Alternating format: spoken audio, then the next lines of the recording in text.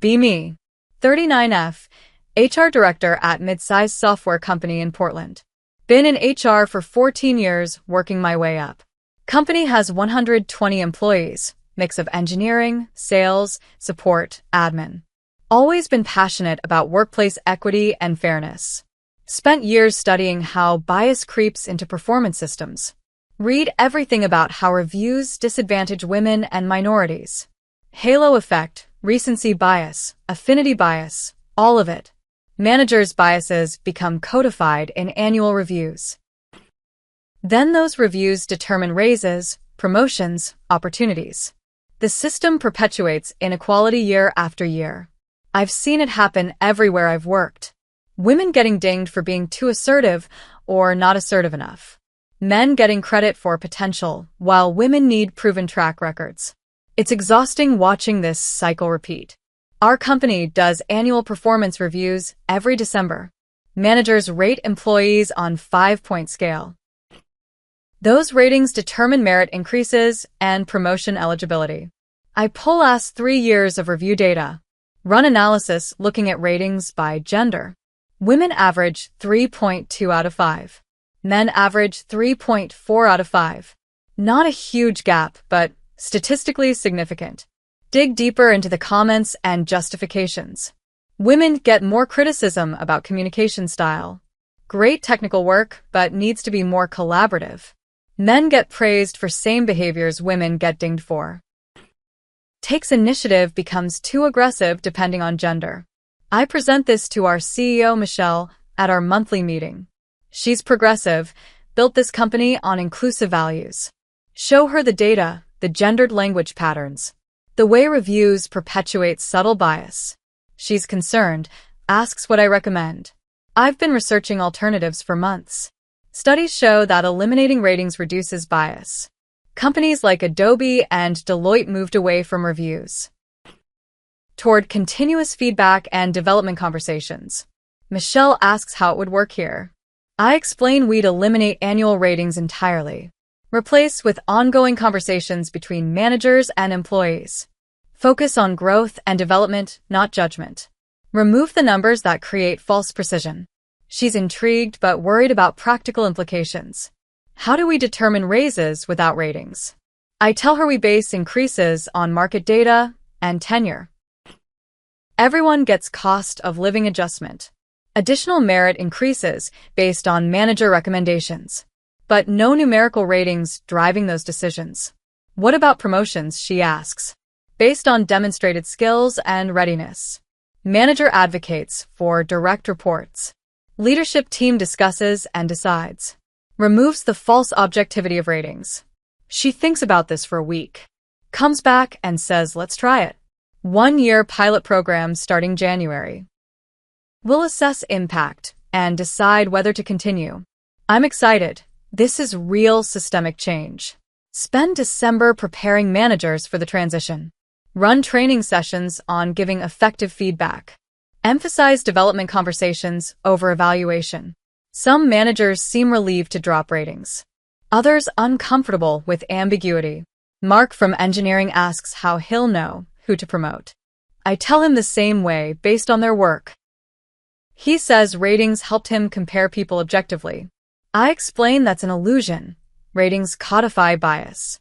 He looks skeptical but doesn't argue further. January starts, and we implement the new system. Managers begin having development conversations. No ratings, just discussions about goals and growth. First month seems to go smoothly. Employees report feeling less stressed about reviews. Managers say conversations feel more productive. I'm cautiously optimistic this is working. Month 2, and I start noticing something odd.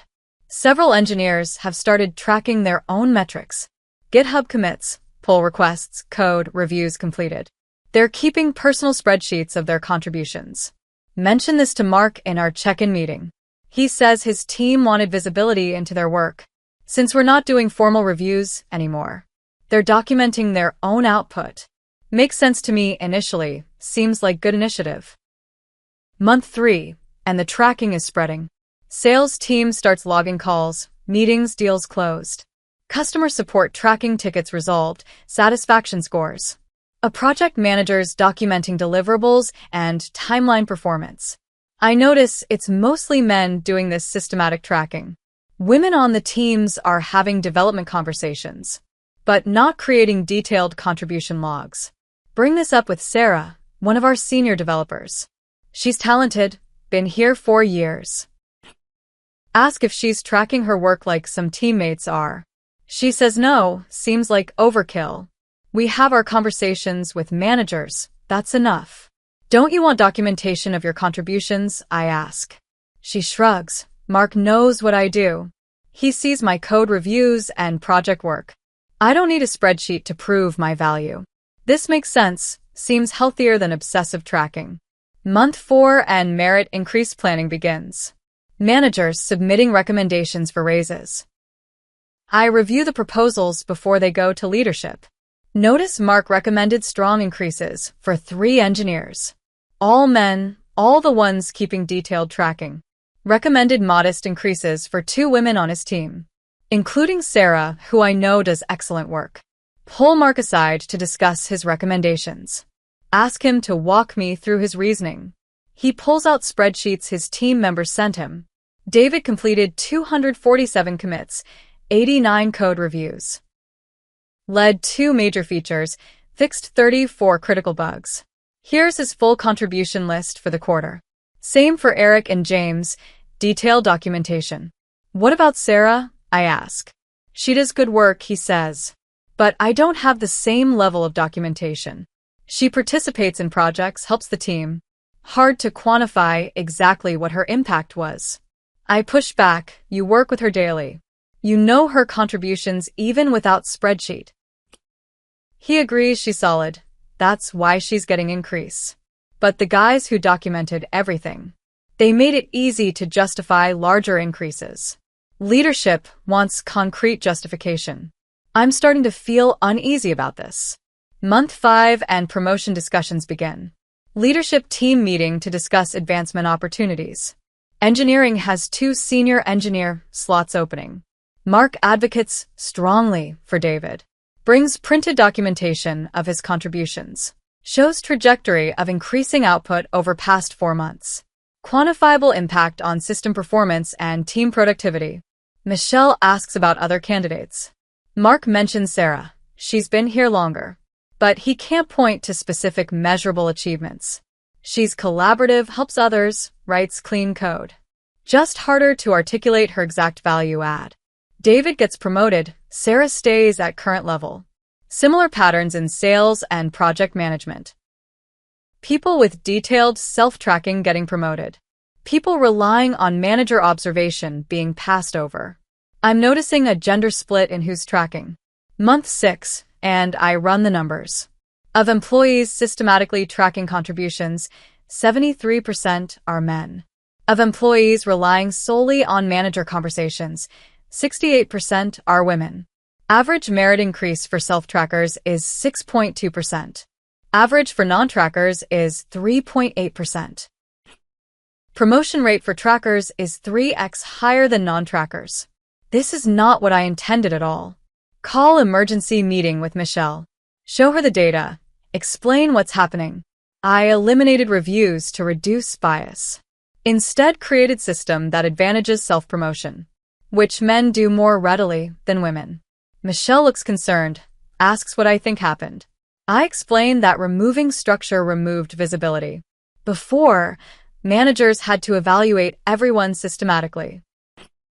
Now evaluation is based on information readily available. People who document and promote their work are visible. People who quietly do good work fade into background.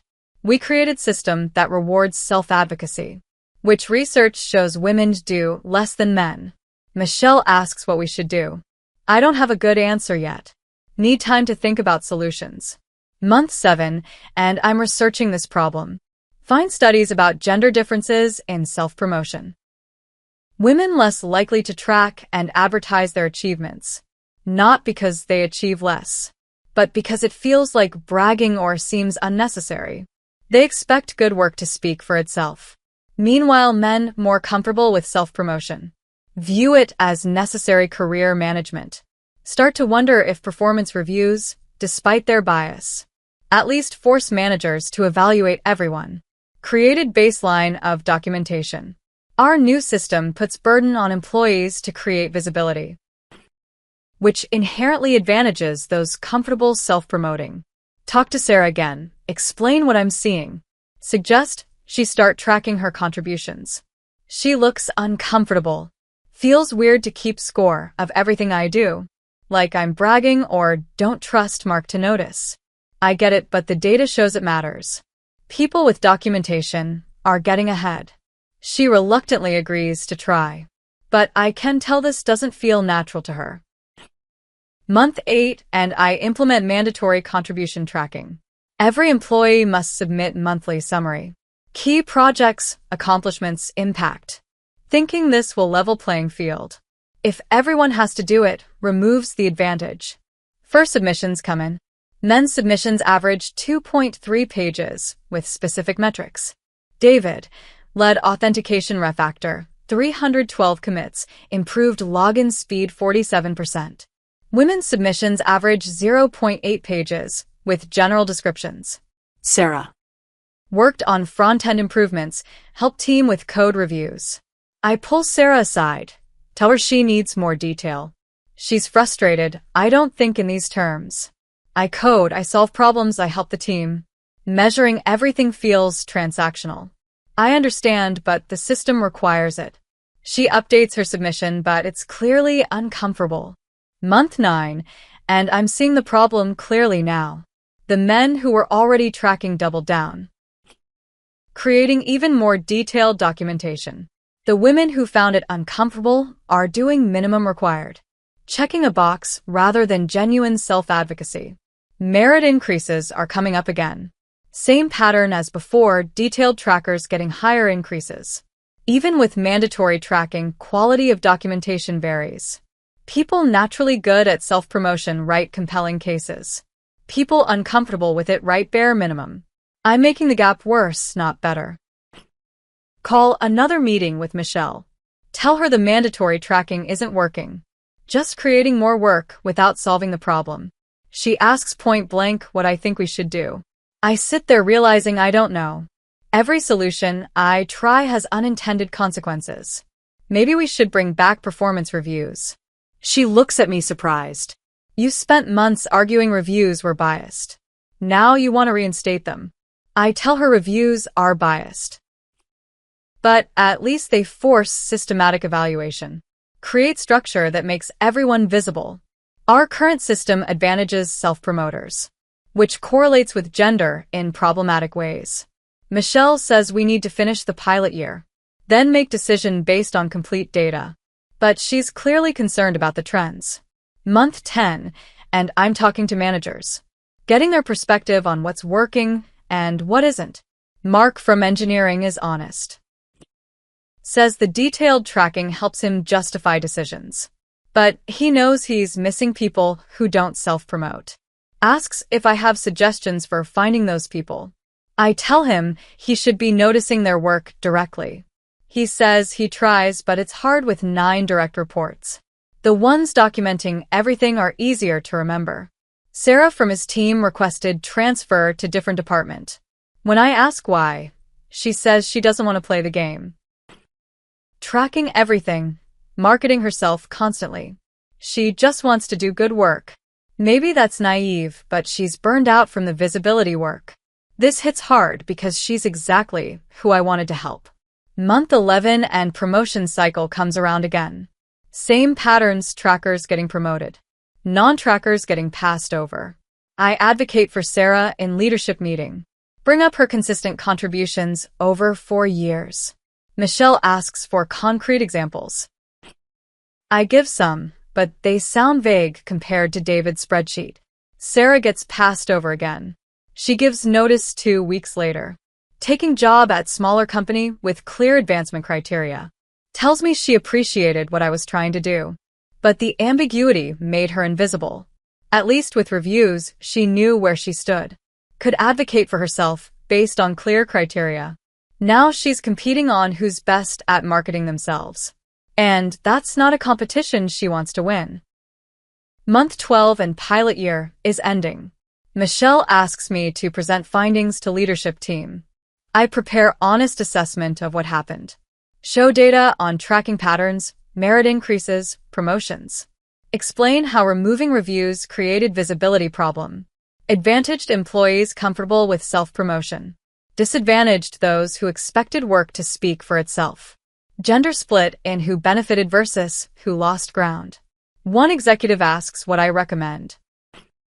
I take a deep breath and say we should return to reviews, but redesign them to address the bias issues. Structured rubrics, calibration sessions, bias training. Force managers to evaluate everyone systematically. Create documentation so good work is visible. The room is quiet. Another executive points out this is where we started. I acknowledge that yes, we're going back, but with better understanding of why structure matters. Reviews have problems, but lack of reviews has worse problems. At least for women and people who don't self-promote. Michelle thanks me for honest assessment. Says we'll vote next week on whether to continue pilot. I already know what the answer will be. Following week leadership votes to return to annual reviews. But with modifications I suggested. Structure criteria, calibration process, bias mitigation. I announced this to company in all-hands meeting. Mixed reactions, some relieved, some disappointed. Mark from engineering says he's glad for clarity. Found the ambiguity harder to manage than he expected. Several women tell me privately they're relieved. Prefer imperfect structure to no structure. One of the senior developers, who was tracking everything, tells me he'll miss the flexibility, but understands why we're going back. Month after returning to reviews. I'm redesigning the whole process. Creating detailed rubrics for each role. Running calibration sessions so managers align. Mandatory bias training before review season. It's not perfect, but it's better than what we had. Both better than no reviews at all. And better than the biased reviews we started with. Sitting in my office looking at all the data from this year-long experiment, realizing I learned something uncomfortable. That structure, even imperfect structure, matters. That removing evaluation systems doesn't remove evaluation, just makes it informal and therefore more biased. That visibility is gendered in ways I didn't anticipate. Women aren't less accomplished than men, but they're often less visible. Systems that require self-promotion advantage men. Systems that force manager observation are more equitable, even if those observations are sometimes biased. Michelle stops by my office, asks how I'm feeling about everything. I tell her honestly, disappointed but educated. I thought I was removing bias by removing reviews. Instead, I removed the thing that made everyone visible. She says that's valuable learning. Not many people willing to admit their solution didn't work. I tell her I cost us a good engineer. Sarah left because I made her invisible. Michelle says Sarah's exit interview was illuminating. She said she appreciated the intention, just needed structure to understand where she stood. Some people thrive in ambiguity. Others need clear criteria and expectations. That's not a gender thing exactly, but it correlates with gender in ways we can't ignore. 6 months after returning to reviews. Running analysis on first cycle with new system. Gender gap in ratings narrowed from 0.2 to 0.08. Not eliminated, but significantly reduced. Women's comments have less gendered language. Calibration sessions, catching biased assessments. Merit increases, more evenly distributed. Promotion rates more balanced, though not perfect. It's not the revolution I wanted, just incremental improvement. But incremental improvement helps real people. Year after the experiment, I'm at HR conference, presenting case study about what we learned. Title is Why We Brought Back Performance Reviews. Expecting pushback from audience. Instead, get lots of questions and interest. Several HR leaders say they tried similar experiments. Had similar problems with visibility and self-promotion. One woman thanks me for being honest about failure. Says too many case studies only show successes. Makes people think they're alone when things don't work. After my talk, a young HR manager approaches. Says she was about to eliminate reviews at her company. Now she's going to redesign them instead. Fix the bias without removing the structure. I tell her that's probably the right call. But every company is different. Maybe elimination would work for her. She should try it and measure results. Just be prepared for unintended consequences. 2 years later, and our review system is working. Not perfectly, nothing ever is. But women's advancement rates matching representation. Bias still exists, but less systematically embedded. Managers better at evaluation with structure and training. Employees know where they stand and how to improve. Sarah emails me out of the blue. Says she's doing well at new company. They have structured reviews with clear criteria. She got promoted last quarter. Asks if I learned anything from our failed experiment. I tell her I learned that good intentions aren't enough. That systemic change requires understanding systems. That sometimes fixing bias means improving structure, not eliminating it. She writes back, that makes sense. I wanted to hate reviews because they felt unfair. But no reviews was worse. At least with structure, I knew how to succeed. That email stays with me. Reminds me why this work matters. Why getting it right matters more than being right. Anyway, that's my story. About eliminating performance reviews for equity. And learning they were creating different inequity. About men tracking output when structure disappeared. And women becoming invisible without forced evaluation. About discovering that feminist solutions can have unfeminist outcomes. That structure can reduce bias, even though it can codify bias. That visibility is gendered in complicated ways. I still believe performance reviews are flawed. Still think they can perpetuate bias. But I learn they're better than nothing. Better than systems that reward self-promotion. Better than ambiguity that advantages the already advantaged. The answer isn't removing evaluation. It's making evaluation more fair. That's harder work than I thought. Requires constant attention and adjustment. But it's the work that actually helps people. Not the dramatic gesture that feels revolutionary, but the incremental improvement that changes outcomes. Sometimes the feminist choice is the structured choice, even when structure feels restrictive, because structure can protect against bias. When designed thoughtfully. That's not the lesson I expected to learn, but it's the one I needed.